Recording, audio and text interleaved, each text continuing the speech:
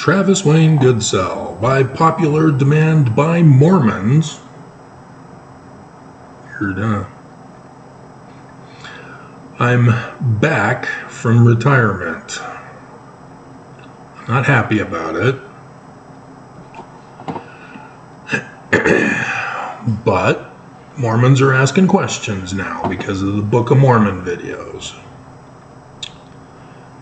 They're now saying, is it I? Is it I? Yes, it is. So, church news time. The church, yet again, refuses to say anything about the war in Israel. Their silence is complicity. People are getting taken hostage. Women are getting raped. Babies, I heard today, are getting beheaded. And of course, they're being murdered. Hamas drew first blood. They can claim all they want that it was Israel that started it way back when. They lie. Hamas came later. Jews were there first. Jews have been there and have been victims of abuse for a couple millennia. Several millennia. And so there is no justification to support Palestinians because they gave aid and comfort to Hamas. They are equally guilty. Israel has full rights and authority to defend themselves with physical force, and they are doing a damn good job of it.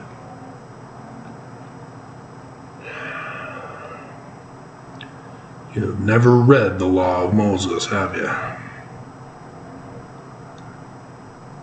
It's a doctrine that Mormons do not know because they replaced it with Christianity. You think that you just turn the other cheek, and you've misinterpreted what that means. It means you are not guilty of first blood.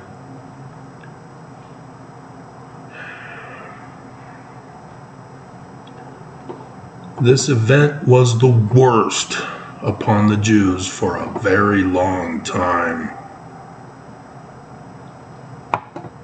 And for the church to remain silent is inexcusable. But I've been warning you all these years and all these videos. Mormons refuse to listen. Mormons refuse to believe, and thus are also culpable. This is a terrorist attack. Hamas is an international terrorist organization. And so anyone supporting them are also part of this terrorist organization. And the church, by being silent, are a terrorist organization. And I've already demonstrated with the documents for other enemy nations that they're terrorists, not just seditious conspirators to overthrow the government, not just criminal frauds, not just.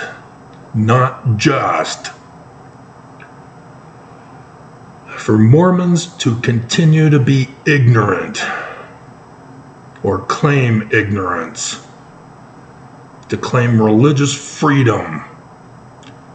You do not get religious freedom to be a terrorist.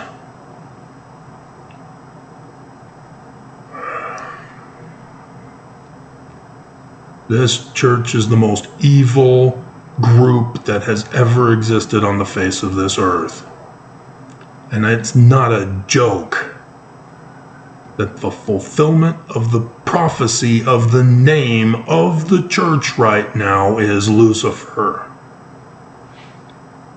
Russell Marion means red star, which is Mars, who is the husband of Venus, the inverted pentagram of Lucifer, thus the church of Lucifer, as Lucifer is the head of the church.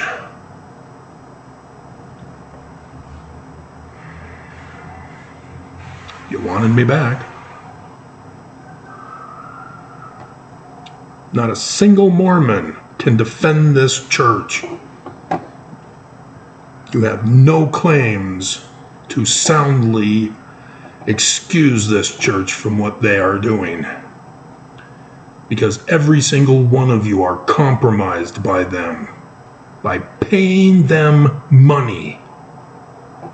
It's not a free will offering. You don't donate tithing. You are forced to give it. And you go out and you recruit in a pyramid scheme to get others to pay.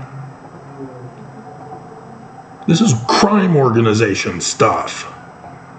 And all of you know it.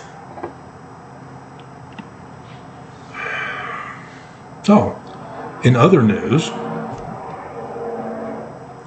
Elijah Dushku's relative is making the Savior the very center of everything. Anti-Semite, Elder Dushku. You didn't know Elijah Dushku was Mormon? She kind of went inactive. I mean, less active. And then she went and sabotaged Bull.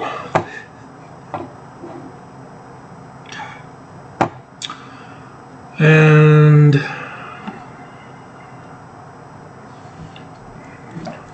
I'm not even going to give that credibility.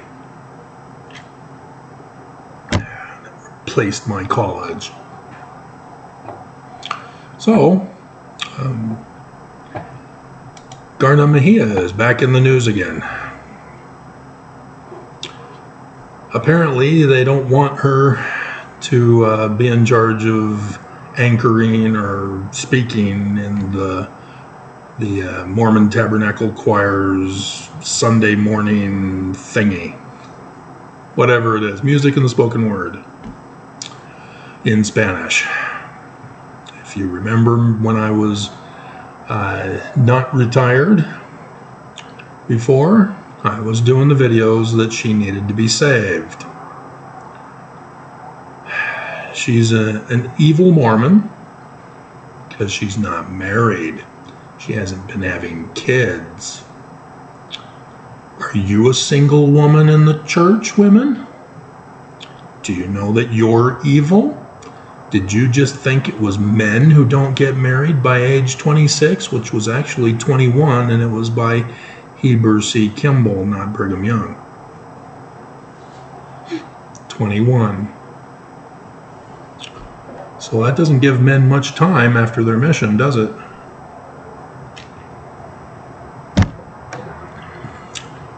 See, in my day, I would be a menace to society, which is it's a different wording that Kimball used. But nonetheless, I went on my mission at 19, as we all did. Thus, we're all menaces to society by going on a mission. They put us in a trap. And so she's apparently 37, 5'4". Her likes.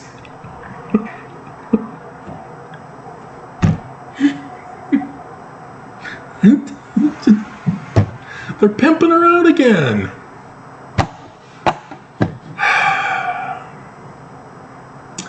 So yeah, she's been called to the Relief Society General Advisory Council. It's the replacement of the 12 Apostles for women. They still won't give them authority, as Joseph did on the 17th of March, 1842, which you can read in the Joseph Smith papers. But this church won't bring it up. They won't make the change. Are you looking it up? Are you bringing it to the church's attention? Specifically Oaks. Oaks is the one who made the quote that, oops, he's a false prophet. He's next in line once Nelson bites it. And you're still a Mormon, huh? You're okay being a woman in the Church of Jesus Christ of Latter-day Saints, knowing that the church is lying to you about the church. And you're okay with that.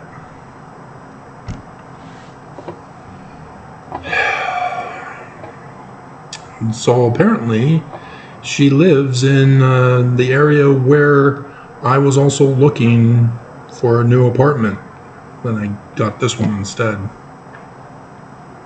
I could have been living close next to her. Would have been in the same ward. I wouldn't have gone to church though. But it's a singles ward though, so she may not live in that immediate area. They do have boundaries. When I went to the adult ward, and we called it the older singles, we didn't call it the adult ward. Because the young singles is also adults. But we had a Nazi branch president, as he was called, because the stake president refused to turn him into a bishop to make it a ward, even though we could have easily split it into 3-4 wards because of the number of elders that we had. We literally had 2 elders quorums when we could have easily split it into 4. So 4 different wards. But there's controversy among the prophets. There are some who don't want singles wards at all, wants them to go into the family ward and get married and quit fooling around with all this dating crap. And then you've got those that say, well, this is the only way they're going to have their best opportunity to get married is to be in a singles ward. But then there are rules and restrictions. If you've been divorced, they really don't want you, especially if you have custody of children. And so women who are single parents or divorced parents or widowers with children, they really don't want you in the ward. So that causes problems, as the women need some other guy to take care of them. And the family, well, it looks like we got another storm blowing in. But yeah, she was there just for a couple of months, wasn't it? 2 or 3 months? They kept postponing when it was going to start. And then finally it started, and I watched it, and I did the video on it.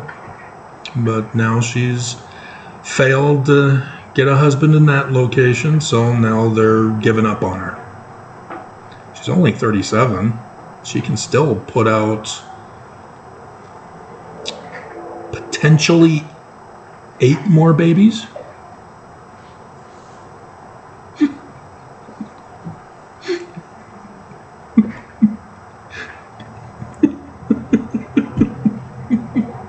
She can still be an 8-cow wife.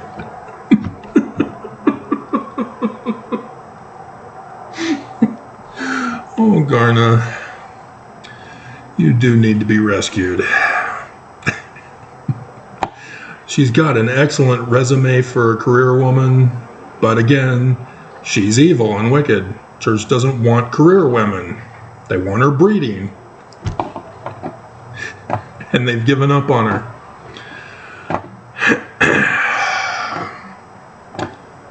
And so that's real sad. I think that'll be the title of my video, even though this is the last coverage. You never watch the end stuff, so you'll never know what I'm talking about. This isn't about Garna.